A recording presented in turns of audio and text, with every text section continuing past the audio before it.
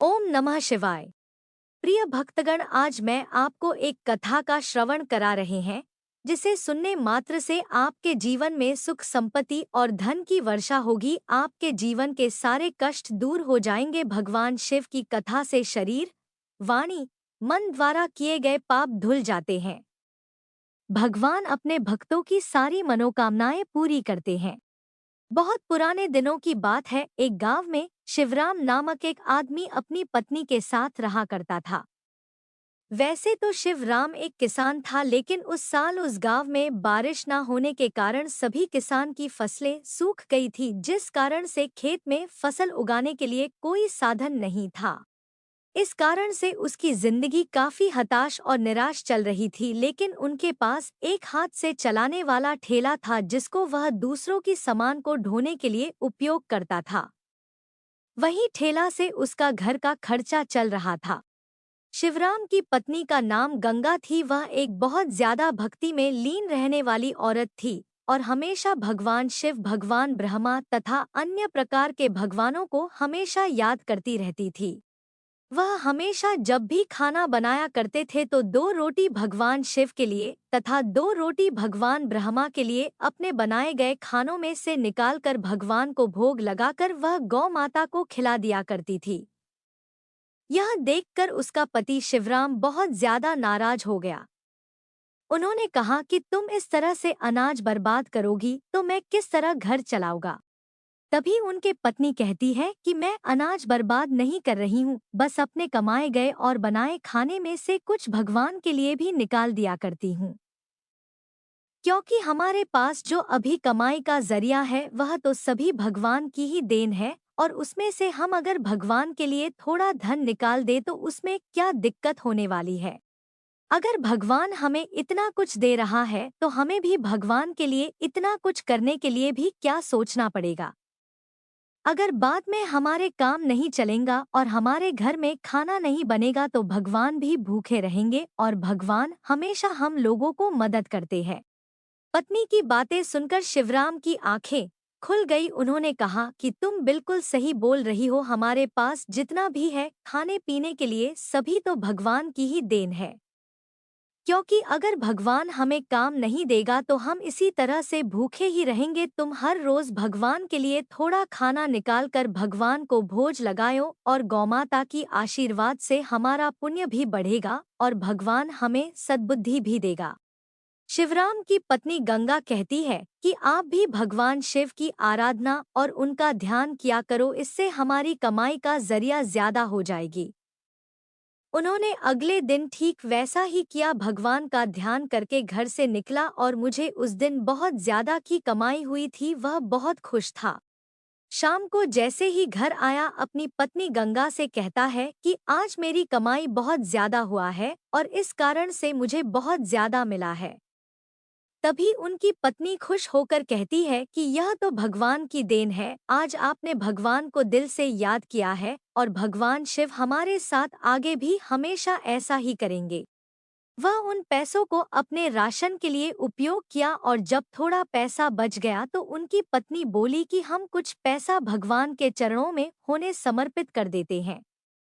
उन्होंने कहा कि हम इसमें से कुछ पैसा निकालकर मंदिर के पुजारी को दे देंगे, जिससे वह भगवान की सेवा में इसका उपयोग करेंगे। इसमें शिवराम ने भी अपनी सहमति जताई और कहा कि तुम सही कह रहे हो, आखिर भगवान के नाम से एक हम इतने सारे धन की प्राप्ति हुई है। एक दिन की बात है, शिवराम किसी काम से कहीं गया हुआ था और जब वह अपने घर लौटा तो उसकी तबीयत ज्यादा खराब हो गई थी। उनकी पत्नी गंगा जब उसके सर पर हाथ फेरा तो देखा कि उसे बहुत ज्यादा बुखार है।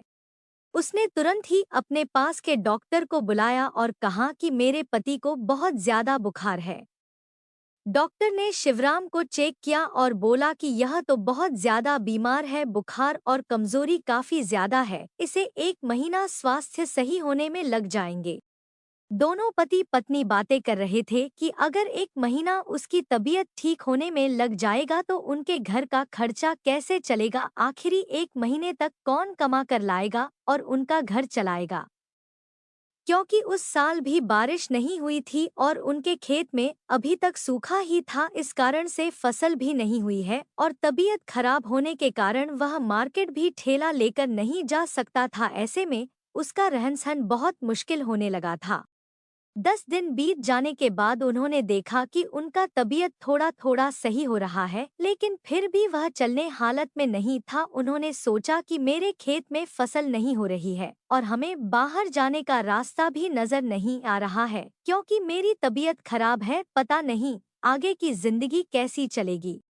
यह सभी चीजें भगवान ऊपर से देख रहा था, क्योंकि शिवराम की पत्नी गंगा और शिवराम भी अब तक भगवान की भक्ति किया करते थे और वह हमेशा भगवान के लिए कुछ ना कुछ खाने पीने के सामान में से भगवान शिव के तथा भगवान ब्रह्मा की आराधना के लिए निकाला करते थे।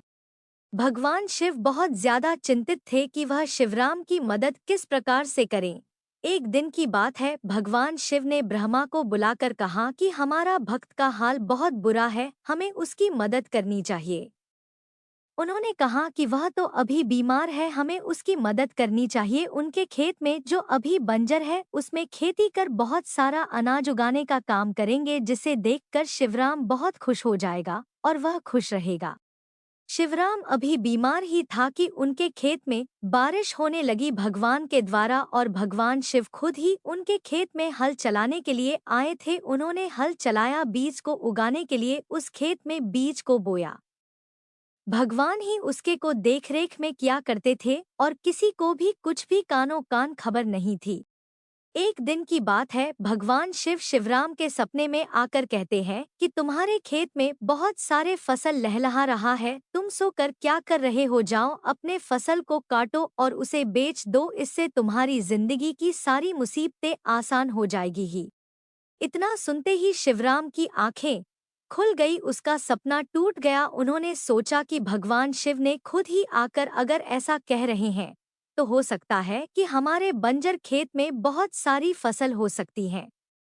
उन्होंने सुबह होने का इंतजार किया और दूसरे ही दिन अपने खेत पर गया तो देखा कि उसके खेतों में फसल बहुत ज्यादा मात्रा में लहलहा रहे थे।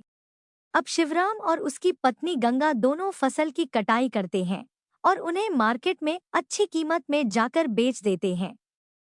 इससे उन्हें काफी ज्यादा पैसे मिल जाते हैं और बहुत ज्यादा धन की प्राप्ति हो जाती है और कुछ ही वर्षों में वे गांव में वह सबसे अच्छे और अमीर हो जाते हैं। उन्होंने साफ मन से भगवान की आराधना की और हमेशा कहा कि भगवान, आपका शुक्रिया किस प्रकार अदा करूंगा कि आपने मुझे इतनी ज्यादा धनराशि तथा फल सब्जियां से नवाजा है। मेरे खेत में जहां पर एक भी दाना, एक भी पौधा नहीं बचता था, उस खेत में आपके द्वारा बहुत सारे फसल अब लगने लगे हैं। ऐसे में हमें आपका शुक्रिया किस प्रकार अदा करूं, मुझे समझ में नहीं आ रहा है। तभी उनकी पत्नी गंगा कहती है कि हम पहले भगवान के लिए कुछ खाना बचाकर भोग लगाकर गौमाता को खिला दिया करते हैं, तो हमारा कार्य आगे भी जारी रहेगा और आगे सब दिन जारी रहेगा। उन्होंने इस कार्य को आगे भी जारी रखा और इस तरह से भगवान का शुक्रिया अदा किया। भगवान शिव बने किसान की कहानी का निष्कर्ष। आज की इस कहानी में हम लोग भगवान शिव की महिमा की कहानी तथा भगवान शिव के बड़े बड़े कारनामों की कहानी, देवों के देव महादेव की कहानी के बारे में जानने का मौका मिला है। उम्मीद है कि आपको यह कहानी बहुत पसंद आई होगी। ओम नमः शिवाय।